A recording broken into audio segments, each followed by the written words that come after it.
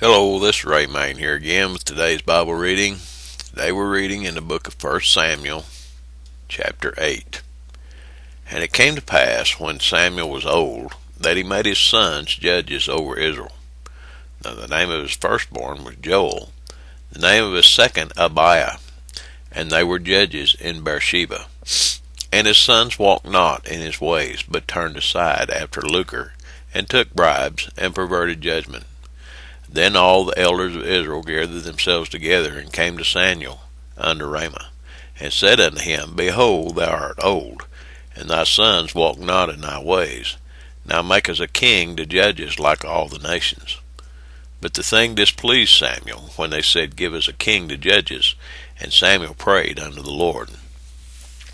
And the Lord said unto Samuel, Hearken unto the voice of the people in all that they say unto thee, for they have not rejected thee, but they have rejected me, that I should not reign over them, according to all the works which they have done since the day that I brought them up out of Egypt, even unto this day, wherewith they have forsaken me, and served other gods, so do they also unto thee.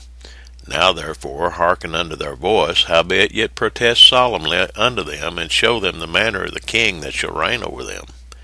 And Samuel told all the words of the Lord unto the people that asked of him a king.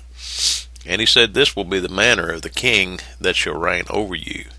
He will take your sons, and appoint them for himself, for his chariots, and to be his horsemen, and some shall run before his chariots.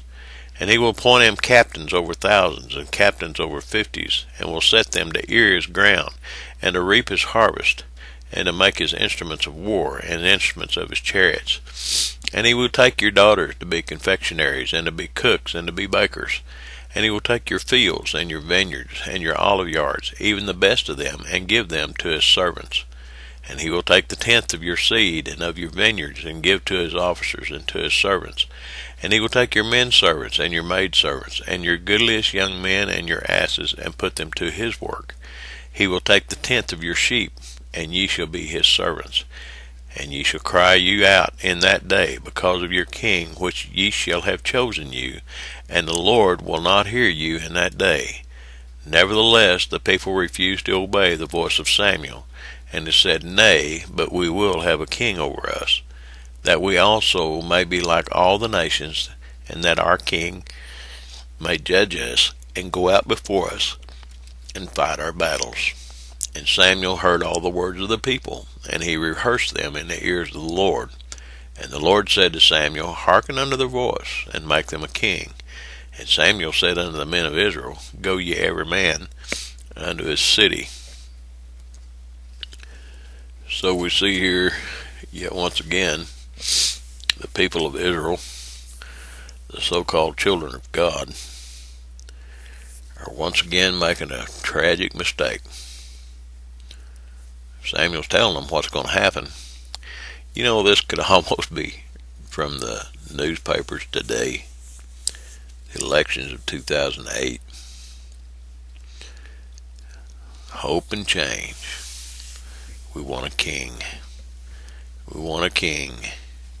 It don't matter what he's going to do. We want a king. Lord help us. God said that they wasn't going to get out of this. I hope that doesn't follow that pattern today. Anyway, God bless you. We'll talk to you tomorrow.